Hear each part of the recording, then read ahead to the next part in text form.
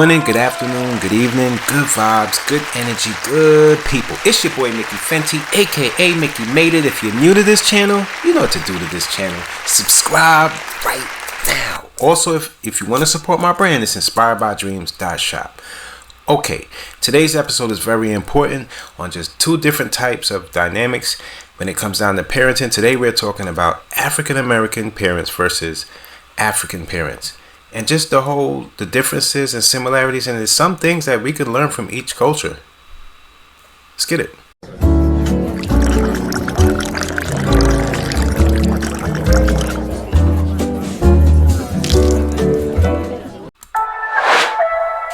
Mickey made it. Mickey made it. What you made, Mickey? Mickey made it. Salute, Mickey. Grand rising to you. Mickey made it. What's up, man? Salute.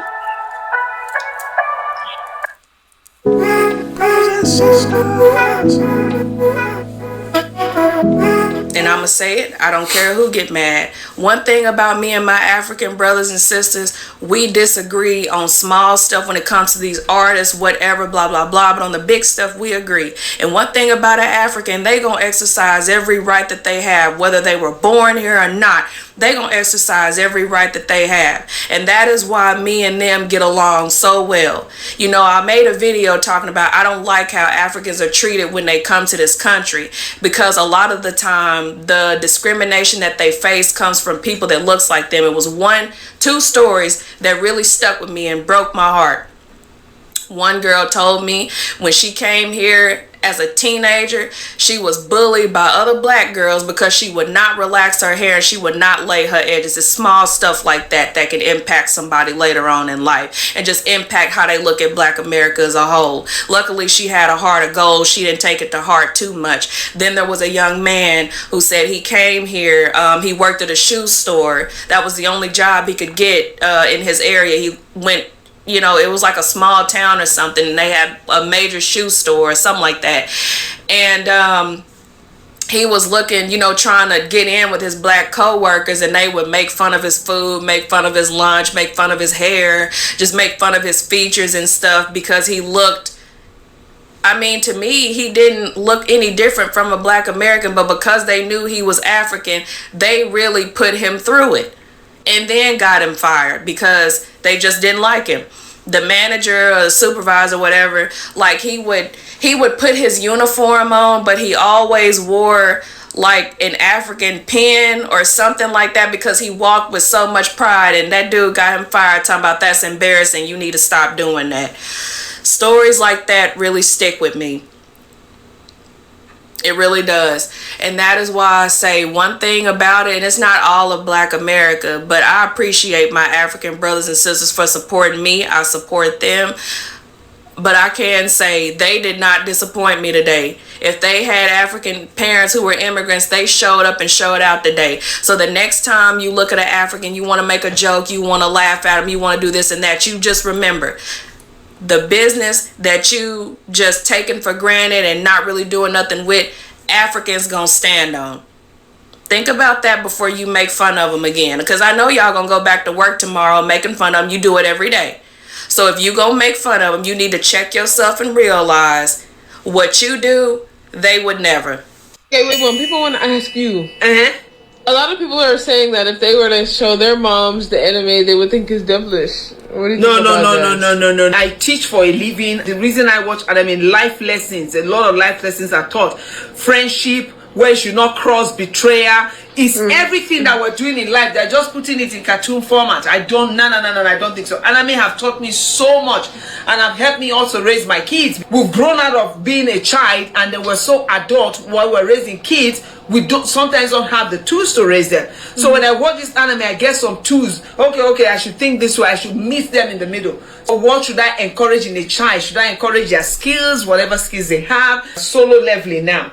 The guy, I was so mad. If this was my child, I'll be mad. Why he's not taking a big government job? Correct pay when they want to pay the guy. The guy said no. I said, why? He knew he wanted to stay the course and wake his mother. So the thought is teach purpose, have a pattern, have a life, have a conviction.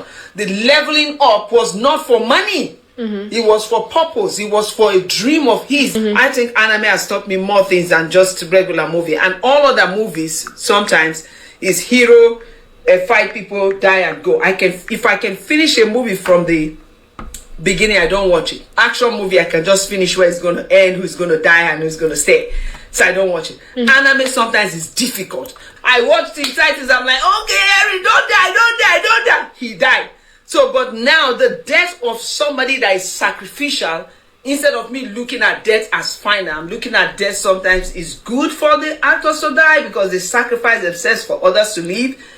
That I will not see in regular movies.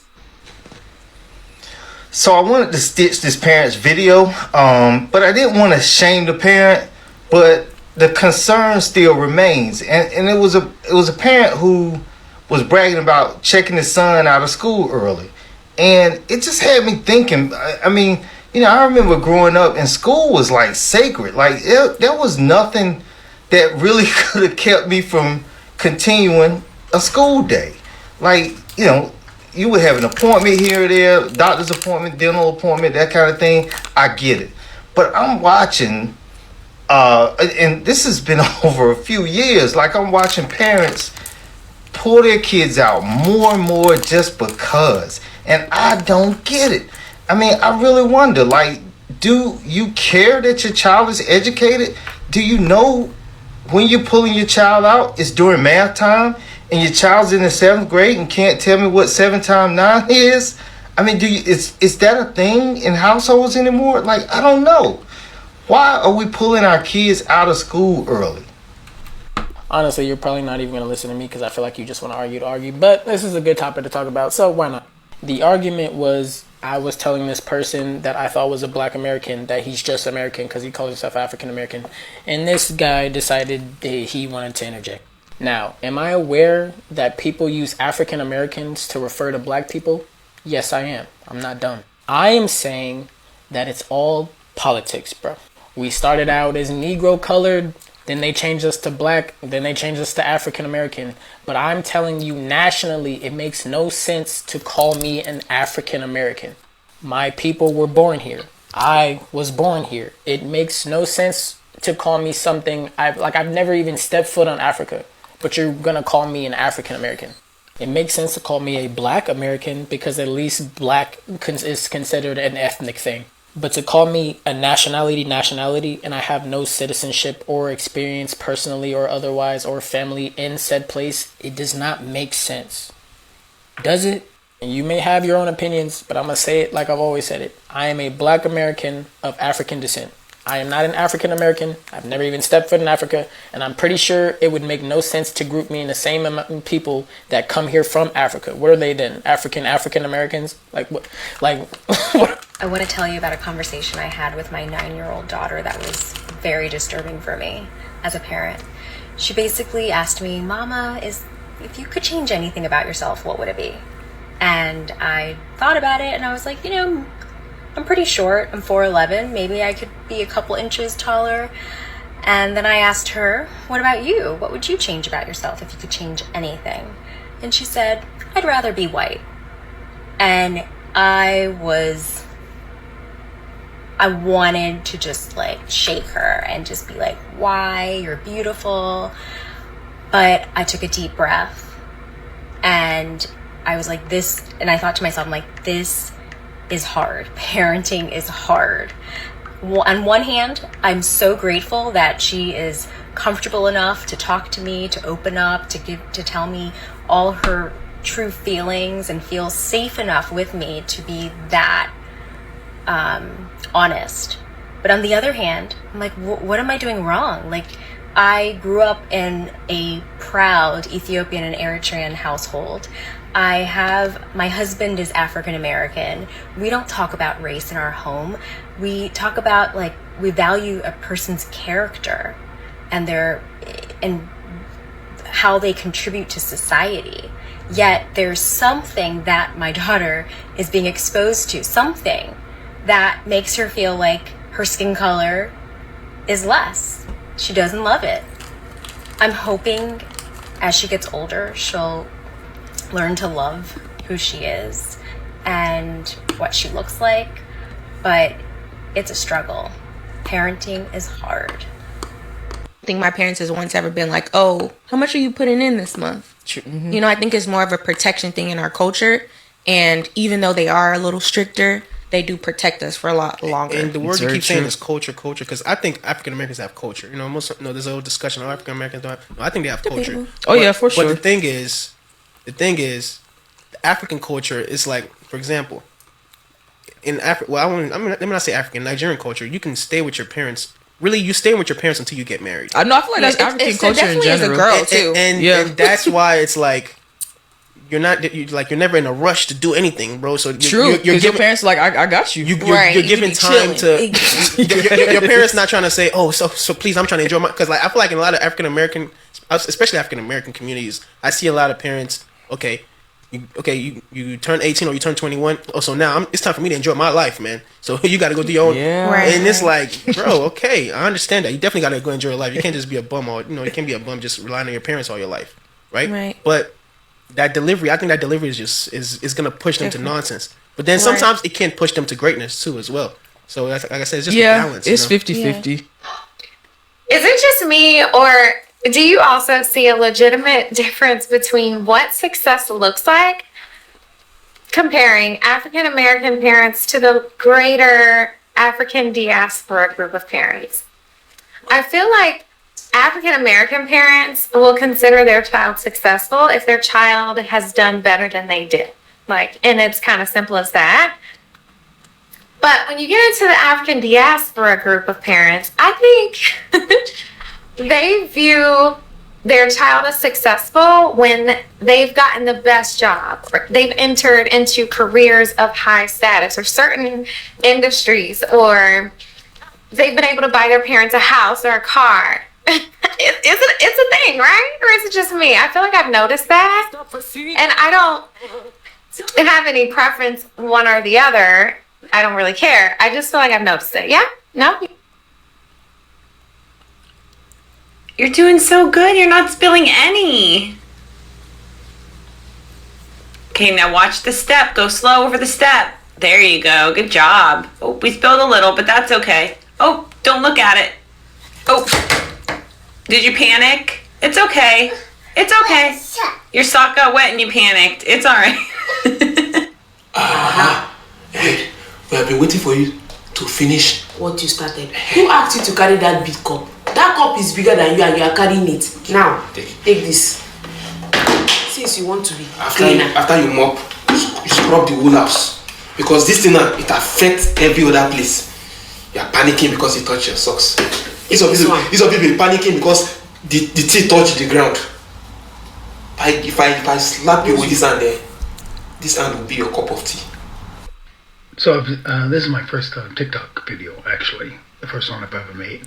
I just thought I'd start telling interesting stories about my life. You know, as we get older, you might as well tell some stories. Anyway, tell you the story about the time I told my African grandfather I loved him. I went to visit him in my village in Nigeria, in eastern Nigeria, Nnewi. And after the visit for the weekend, it was me, my dad, and him. And just to give you context, I'm the firstborn of my dad, who's the firstborn of my grandfather, who's the firstborn. And in our culture, that's a big thing. So, you know, we had this little meeting with me, my dad, and my grandfather. And when I was leaving, I was just overwhelmed by the whole thing, being in the village where my dad grew up, with my grandfather in his house. So when I was leaving, I said, okay, Papa, this is what we called him. I said, okay, Papa, I'm going. He said, I said, I love you, Papa. He said, So I thought he didn't hear me. So I just said, Papa, I said I love you. He said, I said, I said, oh, okay. And I left. That was just who he was, and that's just the nature of the people of his era. Interestingly, that was the last time I ever got to see him. And he passed maybe about 5 or 6 years after that. Well, actually, maybe longer than maybe 10 years after that. I never got to see him. I came back to the United States, and he passed away at the age of 103. But I never forgot the last things he ever said to me was acknowledging that I loved him by saying, For me, if I was an African parent, there's a lot of things I would never do, right? Number one, I would never enroll my kids in a school system that's not diverse. The reason why I'm saying is because, I think sometimes, when African parents come to the Western country, of course, they want to see their kids, succeed in life and they want the best out of their kids. But sometimes they don't think about, some other things that go through their kids' minds, such as if you enroll your kid in a place where the only African kid or the only kid of color, especially in the school system, do you ever think the amount of things they have to go through? Yeah, of course, they're getting the best education, but kids have to deal with discrimination, bullying. Of course, people won't talk, And then especially these history classes, whenever they learn about Africa, all the faces going to turn and look at them like they're supposed to know everything. But I understand. Our parents want the best for us, but these are the things that y'all be forgetting about. If I was to be a parent, I would never do that. Number two, as an African parent, sometimes we listen to our own, relatives poking us, and we keep comparing our own kids to the neighbor's kids. I won't do that because you gotta understand, everyone has a different brain. Everyone works differently, Yes, of course, as an African parent, my job is to motivate my kid and to show my kid the right way and the right path to life, right? To do the best thing, to be the best parents you can ever be. But I would never compare my kid to my relatives, because why would I do that? Don't ask for nothing when we get in this store.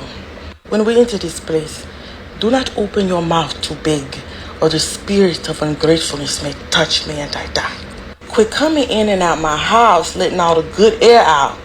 I beg you, open the door wider so that the neighborhood may be cool and refreshed, and I stay in the house shriveling up and dying from dehydration and heat exhaustion. Girl, you think I'm boo-boo the fool? I attended 6 years of university.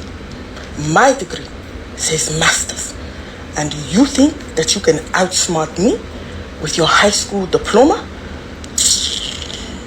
I made all these sacrifices, and without me, you wouldn't have a pot to piss in or a window to throw it out of.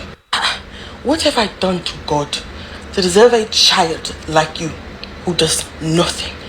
The pain and efforts of my labor were wasted upon you.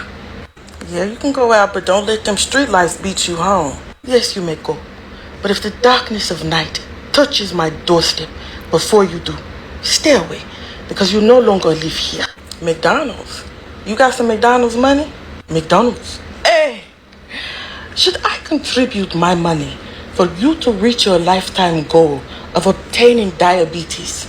If you wish to kill yourself, I will not contribute the payment for you to do so. Boy, you gonna eat us out of house and home. What is this? Do you wish for you to be happy and fat and us sad and homeless? Look, girl, I brought you into this world and I can take you out. Why do you wish to meet your ancestors so soon?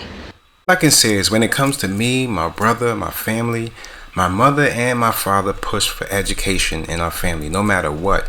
And pushing for education in the family doesn't mean that, you can't do what you want to do or do what you love doing.